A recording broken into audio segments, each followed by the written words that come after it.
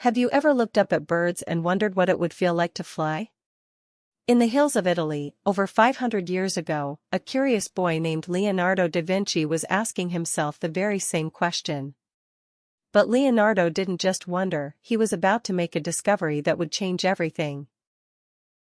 Leonardo was 15 years old and already known throughout his village as the boy who drew everything.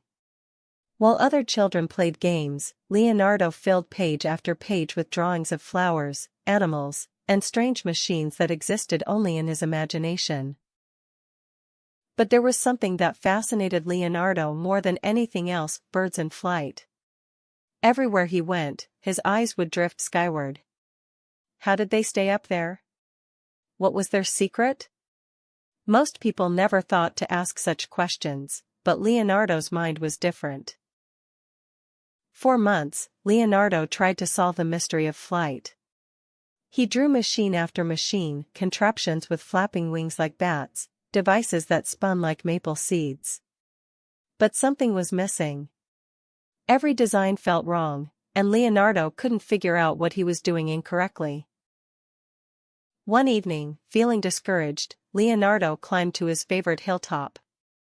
"Why can't I understand?" he whispered to the wind.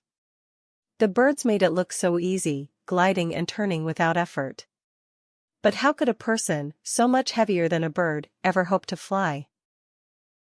Then Leonardo did something remarkable. Instead of just watching the birds fly, he lay perfectly still and studied exactly how they moved. He watched one bird for an entire hour, noting every tiny movement of its wings, every subtle shift of its feathers in the wind.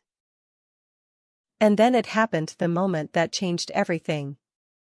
Leonardo suddenly realized that birds didn't just flap their wings up and down. They twisted them, angled them, used them like skilled sailors use sails to catch and redirect the wind itself.